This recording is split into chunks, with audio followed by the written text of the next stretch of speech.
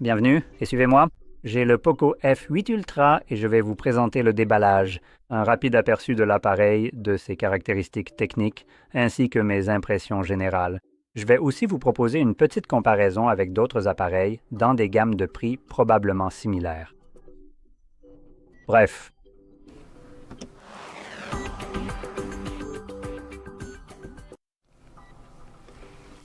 Allons-y. Je n'ai pas besoin de couteau, cependant, voilà.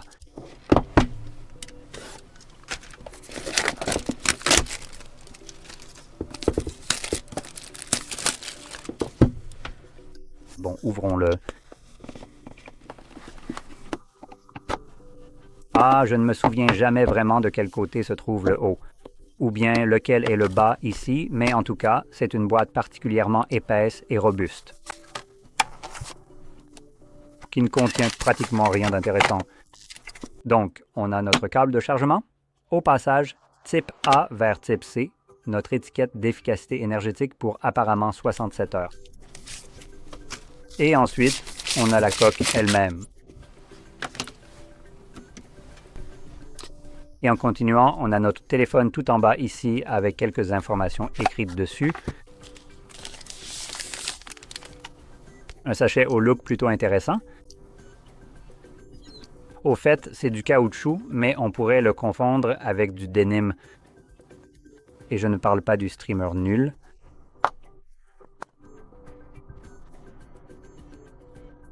Bref, mettons-le en place.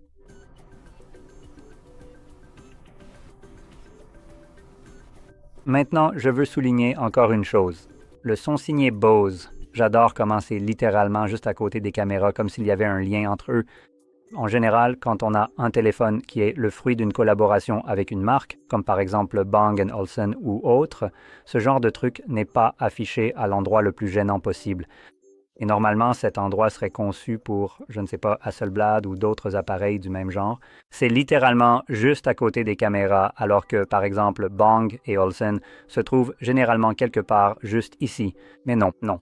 Bose le voulait, je suppose, juste à côté de la caméra, pour que l'on sache que les caméras sont juste à côté d'eux. C'est Bose. Ouais. Curieusement, nous avons plusieurs cercles, tout comme Audi. L'Audi est donc équipé d'un système audio Bose. Et voici 4 zéros supplémentaires ajoutés. De toute façon, passons rapidement à la configuration. Je veux vraiment tester ce téléphone, ne serait-ce que pour voir ce que donne le son. Son par Bose, je veux vraiment vérifier si c'est du marketing bidon ou si c'est quelque chose que l'on peut réellement entendre. Quelque chose me dit que je n'entendrai rien de spécial, mais je peux me tromper. Maintenant, je précise que j'ai déjà déballé la version UH Pro au lieu de l'Ultra. Et regardez ça, on a le son par Bose. Devinez ce que ça veut dire? Pas grand-chose. C'est complètement inutile. Le téléphone sonne moins bien qu'un téléphone qui n'est pas estampillé Sound by Bose, et ça c'est pour la version Pro de ce téléphone. C'est juste du marketing bidon. C'est pour donner l'impression que c'est mieux, et devinez quoi? Le prix devait être augmenté à cause de ça. Parce que ne mettent pas le Sound by Bose gratuitement et ce n'est pas eux qui vont payer pour ça. Il existe donc en réalité de meilleures options que le Poco, du moins pour sa version Pro. Celui-ci en revanche est un peu plus haut de gamme.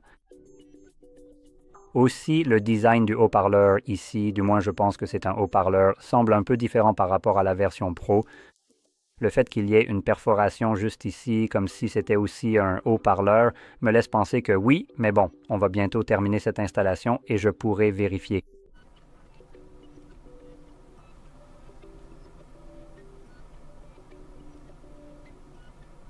Allez, et voilà.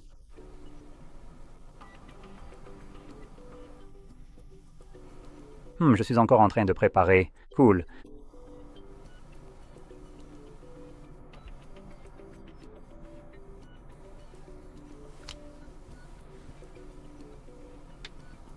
Voilà.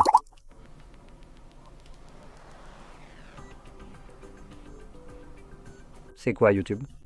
Ah, voilà. N'autorisez pas ça, on n'a pas besoin de ces conneries. Rejeter.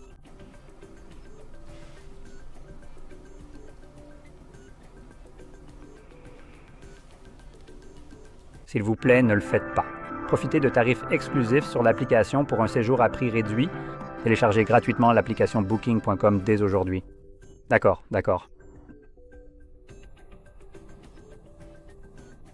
En fait, ça sonnait déjà mieux d'emblée. C'est nettement mieux, mais bon.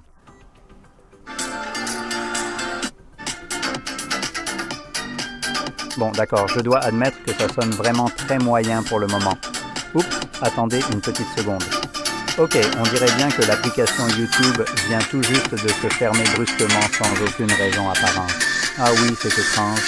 Et il faut noter qu'il avait complètement disparu de mon écran, mais regardez, le voilà enfin de retour maintenant. Ok, super. Bref, ça sonne un peu mieux. Pour un téléphone censé être de la marque Bose, ça sonne vraiment mal, je ne vais pas vous mentir.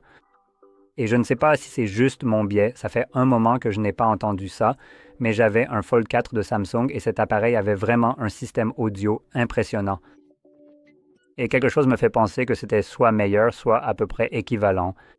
Sur un téléphone qui était bien plus fin et qui n'était pas estampillé Bose. Je voulais juste le préciser.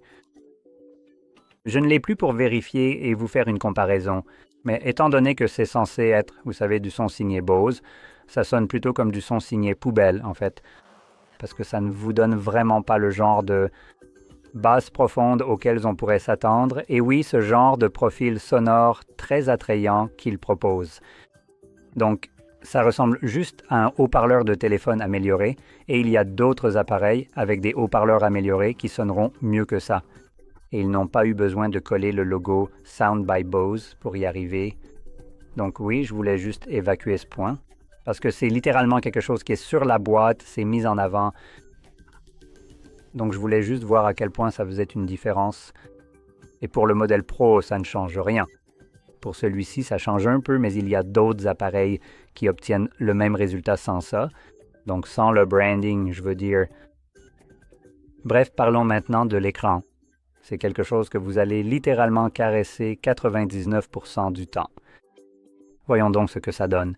C'est un écran AMOLED de 6,9 pouces, sympa, 1200 par 2600 pixels. Donc c'est un écran assez net, 68 milliards de couleurs, un taux de rafraîchissement de 120 Hz avec un taux d'échantillonnage de 2560 Hz, ce qui signifie que l'écran réagit extrêmement rapidement à vos interactions tactiles. Donc, quand vous faites glisser votre doigt, c'est le nombre de fois où l'écran se rafraîchit pour vérifier où se trouve votre doigt et ainsi synchroniser l'affichage avec ce mouvement. Et nous avons la prise en charge du Dolby Vision du HDR10+, et une luminosité maximale de 3500 nits. Toutes ces spécifications ici sont tout simplement ce qui se fait de mieux. Je tiens à souligner un point. Même si c'est du haut de gamme ici, j'ai commencé à voir ça sur de plus en plus d'appareils et je voulais juste en parler parce que j'ai l'impression qu'il se passe quelque chose d'un peu plus louche de la part de Dolby. Donc, Dolby Vision existe depuis un certain temps. Déjà un bon moment. Je veux dire, mince, depuis que le HDR existe, on a Dolby Vision, je suis presque sûr. Jusqu'à cette année, en fait, jusqu'à il y a environ 6 mois en 2025, je n'avais vu aucun téléphone avec Dolby Vision. Et maintenant, pratiquement tous les téléphones l'ont. Donc, c'est un peu étrange pour moi et c'est cool que ça existe, mais la façon dont Dolby Vision fonctionne est moins attrayante. Donc, Dolby Vision ou Dolby en tant qu'entreprise possède en gros, je vais appeler ça une marque déposée, ou peu importe comment vous voulez le classer, pour leur propre technologie appelée Vision, n'est-ce pas? Tout comme ils en ont une aussi pour Dolby Atmos. Et pour Dolby Vision, si vous vendez un téléphone qui l'intègre comme celui-ci, Dolby prend une commission. Si vous créez un film enregistré en Dolby Vision, Dolby prend une commission. Si vous vendez ces films, Dolby prend une commission.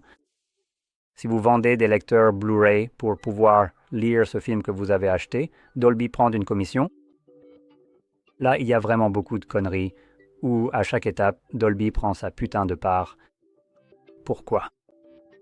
Vous avez littéralement copié ou fait la même chose que le HDR, mais vous voulez de l'argent pour ça. Eh bien, le HDR, d'après ce dont je me souviens, c'est en quelque sorte un truc libre et open source. Donc, ce que je pense, c'est que Dolby a soit réduit les prix ou les supprimer complètement. Et là, c'est purement spéculatif parce qu'ils ont créé une suite à Seeing appelée Dolby Vision 2. Apparemment, la première chose que nous voyions était inexacte. Donc maintenant, on va mieux voir et deviner comment on va faire ça. Si la première chose à laquelle vous avez pensé, c'est l'IA, vous avez foutrement raison. Parce que apparemment, quand tu veux de l'argent pour quelque chose qui est censé être masterisé, du contenu censé être masterisé dans un format spécifique, comme Dolby Vision, c'est l'IA qui va le masteriser pour nous. Quelque chose qui hallucine des réponses 55% du temps va le faire mieux qu'une personne censée faire ça et être payée pour. Ouais, et si tu allais te faire voir, Dolby? Bref, je voulais juste souligner ça parce que je pense que c'est très probablement une tentative de pousser le Dolby Vision pour que les gens adhèrent, mais il n'y a pas beaucoup de contenu disponible avec. Et ça fait en gros la même chose que le HDR, même si le HDR est beaucoup plus connu et disponible pour la plupart des contenus. Donc c'est mieux. Il y a une différence subtile entre les deux, Dolby Vision et HDR, et Dolby Vision est un peu plus coloré, d'après ce que j'ai pu voir. Cependant, je ne l'ai jamais testé moi-même. Je n'ai jamais eu la motivation d'essayer de faire fonctionner ça. Et quand j'essaie de regarder des films sur mon ordinateur, un lecteur capable de décoder le Dolby Vision devrait payer des royalties à Dolby. Donc pour chaque téléchargement, évidemment, ce n'est pas top pour n'importe quel lecteur. Et c'est clair que je ne vais certainement pas acheter un lecteur Blu-ray. Voilà, c'est ce que je voulais dire, juste pour pouvoir tester ça. Donc oui, je préfère largement utiliser le HDR et ne pas trop m'en soucier. Et pour les gens qui ne sont pas vraiment passionnés par ça ou qui n'ont jamais vraiment testé, il y a quand même une petite différence de luminosité et tout ça. Mais si vous êtes un spectateur de films plutôt occasionnel, je pourrais probablement vous montrer les trois versions. Le film standard, en HDR et en Dolby Vision. Si je les sépare d'environ 1 minute, donc que vous ne pouvez pas vraiment les voir littéralement côte à côte, vous ne seriez pas capable de faire la différence. Donc, prenez ça comme vous voulez. Donc, le Dolby Vision ici, c'est juste un pur argument marketing et probablement aussi une façon de promouvoir le Dolby Vision. Comme ça, les gens peuvent se dire « Ah oui, c'est la meilleure chose depuis le pain tranché ». Et je pense que c'est la seule raison pour laquelle c'est là et que ça commence à apparaître sur les téléphones, sachant qu'aujourd'hui, c'est littéralement en train d'être remplacé. Donc, bref, passons à autre chose. Parlons maintenant des appareils photo. Alors, laissez-moi juste retourner ça pour montrer le dos en faux de Nîmes ici. Et on a un module photo triple. Attendez, est-ce vraiment un triple appareil photo? Ça a vraiment l'air pathétique ici. C'est quoi ce truc? Donc on a un capteur de 15, en fait ils semblent tous être des capteurs de 50 mégapixels. Donc on a un grand angle de 50 mégapixels, un périscope, un téléobjectif et un ultra grand angle.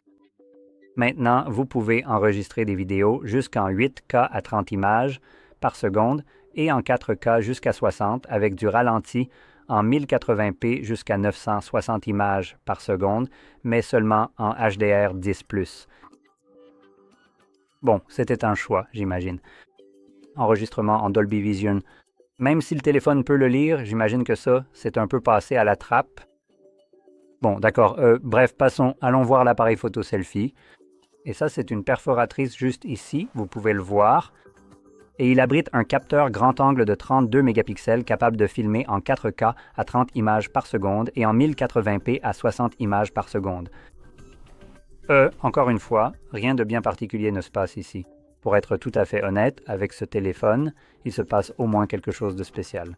Donc, premièrement, la batterie, 6500 mAh, 50 watts. Le téléphone, compatible avec la recharge sans fil et la recharge filaire de 100 watts, reste relativement fin. Et c'est parce qu'il utilise une batterie au carbone silicium carbone.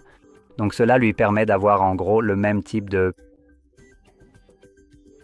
format en termes d'encombrement, tout en embarquant plus de charge. Et c'est là que vous avez commencé à voir des téléphones. Tant que vous ne regardez pas Samsung comme celui-ci, vous avez commencé à voir des téléphones de cette taille. Et au lieu d'avoir moins de 4000 mAh, ils en ont maintenant environ 6000, par exemple, comme le Vivo. Donc oui, quand on n'est pas Samsung, on peut vraiment faire de bonnes choses pour le marché.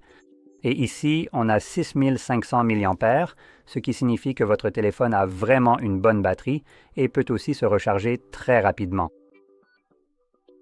Maintenant, une autre caractéristique remarquable ici, c'est le processeur qui alimente cet appareil. C'est un nouveau Snapdragon 8 Elite Gen 5. Ce n'était pas juste le 8 janvier 5 maintenant. Peu importe. Donc oui, c'est en gros le tout dernier processeur de chez Snapdragon, l'un des processeurs les plus puissants du marché. Et c'est vraiment un très bon processeur. Aujourd'hui, on a tellement de puissance dans nos téléphones. C'en est presque ridicule, je ne vais pas mentir. La quantité de performance brute que ces appareils peuvent fournir est carrément absurde à ce stade. Les téléphones de milieu de gamme aujourd'hui exécutent les tâches classiques aussi rapidement que ces processeurs, et vous ne verrez vraiment pas la différence à moins de littéralement compter les images par seconde. Donc, ces téléphones ont tellement de puissance qu'ils peuvent littéralement rivaliser avec des ordinateurs portables, comme ce téléphone. Juste pour mettre les choses en perspective, ce téléphone, je suis presque sûr, même si je peux me tromper, a de meilleures performances, aussi bien graphiques que processeurs, qu'un Steam Deck, qui est pourtant plus proche d'un ordinateur. Ces téléphones peuvent jouer à des jeux normaux tout en ayant encore besoin de les convertir depuis le X64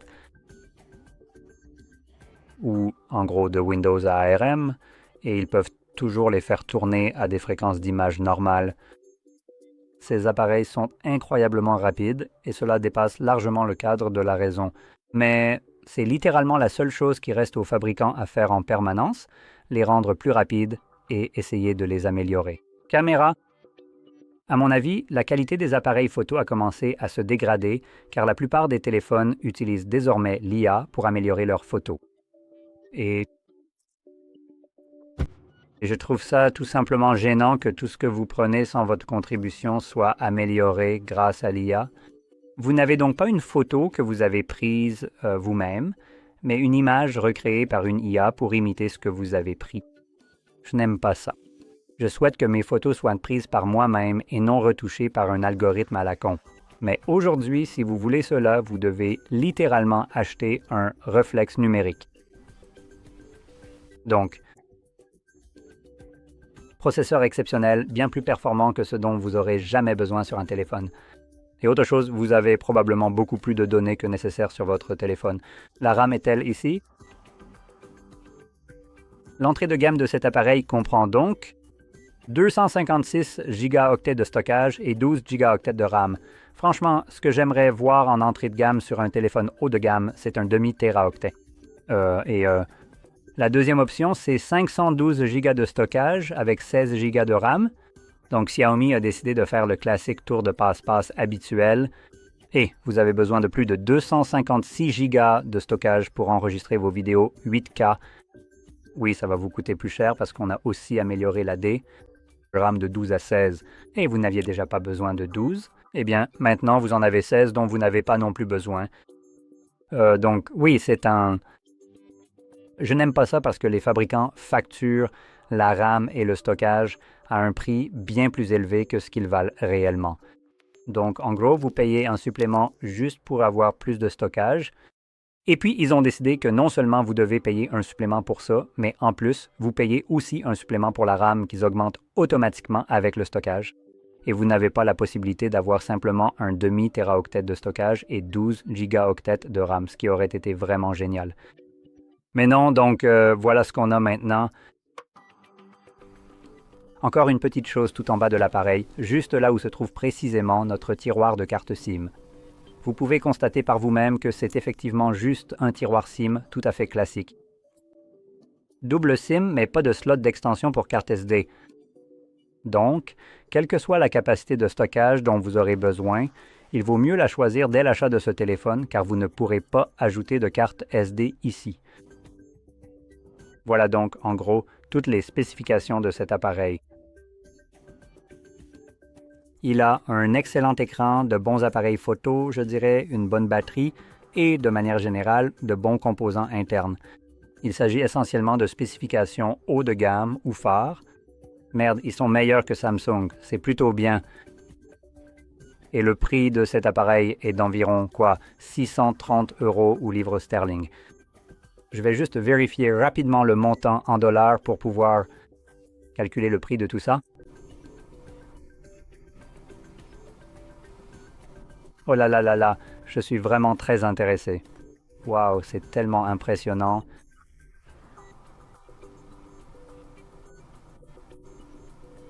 Hein? Quoi? D'accord. Cet appareil, laissez-moi juste le convertir. Ce coûte environ 750 dollars américains ou dollars de la liberté. Donc, c'est en fait, du moins là d'où je viens, ce téléphone est presque à un prix de milieu de gamme. J'ai été assez critique à son égard, et je le suis encore un peu. Parce que, en fait, ce prix n'est pas forcément si intéressant quand on regarde les téléphones chinois. Mais sachant que je peux l'obtenir directement sur le site de Xiaomi à ce prix-là, ce prix est carrément fou. C'est en gros un prix d'appareil milieu de gamme avec des composants de flagship. Maintenant, est-ce que je voudrais celui-ci ou est-ce que je préférerais autre chose? En fait, moi, je préférerais autre chose à celui-ci. Comme le Vivo, simplement parce qu'il est plus petit et qu'il embarque à peu près les mêmes choses. Donc, pour comparer, le Vivo X300 fait la taille du S25 juste ici. Juste pour comparer la taille, vous pouvez voir que c'est un petit gars bien plus compact ici. Donc le Vivo va être à peu près de la même taille que celui-ci, mais il sera équipé d'un processeur Dimensity au lieu du Snapdragon, ce qui pourrait être un peu moins rapide. Mais les appareils photo seront meilleurs, et c'est vraiment ce qui m'intéresse, l'amélioration des caméras. Attendez, laissez-moi vérifier rapidement si c'est encore en vente.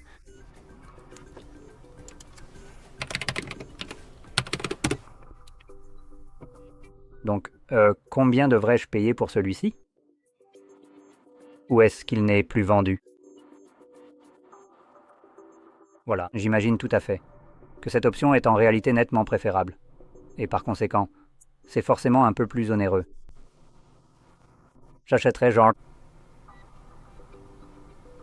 Comment ça se fait que ce soit 150, 200? Donc oui, c'est un peu un saut, d'accord, alors peu importe. Cela dit, ce téléphone est vraiment intéressant vu son prix, que ce soit directement sur le site de Poco ou sur celui de Xiaomi.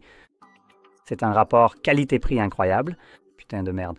C'est sans doute l'un des meilleurs rapports qualité-prix que j'ai jamais vu.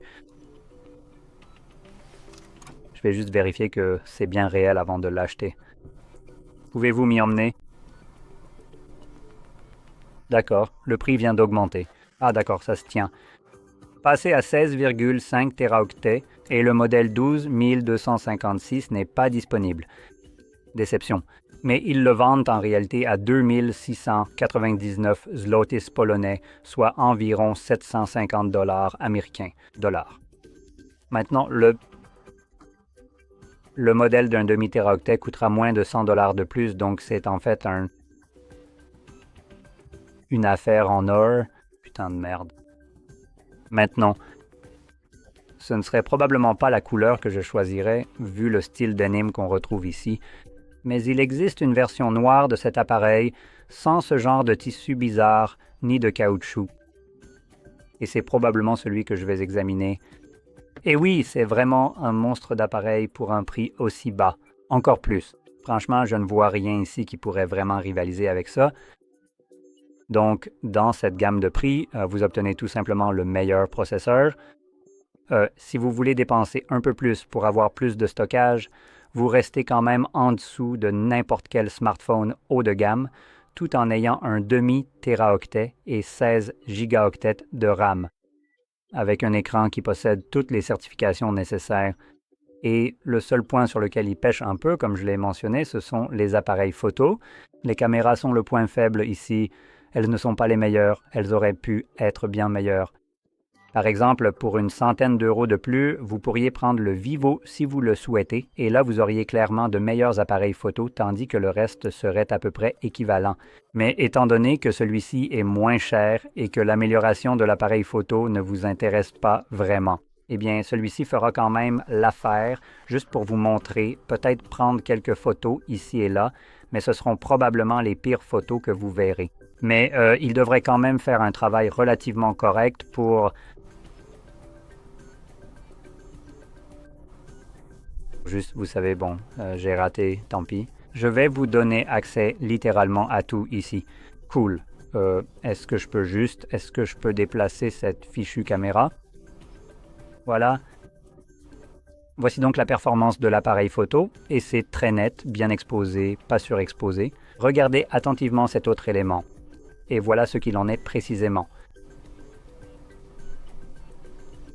Cela semble se présenter d'une manière assez bien, mais il y a juste un petit aspect quelque peu étrange aujourd'hui. La plante artificielle donne un peu cet effet. On voit qu'il essaie de faire un genre de traitement IA ici, là. Elles sont un peu granuleuses, mais c'est parce qu'il semble que la caméra ne sait pas exactement ce qu'elle est censée faire. Il y a un joli effet bokeh, comme vous pouvez le voir. Donc oui, pour un appareil photo, ça reste excellent. Ne vous méprenez pas. Je dis juste que, comparé à autre chose, ce n'est peut-être pas aussi génial, mais pris isolément. Et à ce prix-là, tout ici est vraiment d'un excellent rapport qualité-prix. Donc oui, si vous cherchez un téléphone incroyablement puissant, à un prix en gros milieu de gamme, allez-y, foncez sur celui-ci. Il n'y a littéralement rien de mieux que ça à ce prix-là. Bref, cela étant dit, j'espère que vous avez trouvé cette vidéo très utile et si c'est le cas, n'oubliez pas de liker, de vous abonner et merci d'avoir regardé.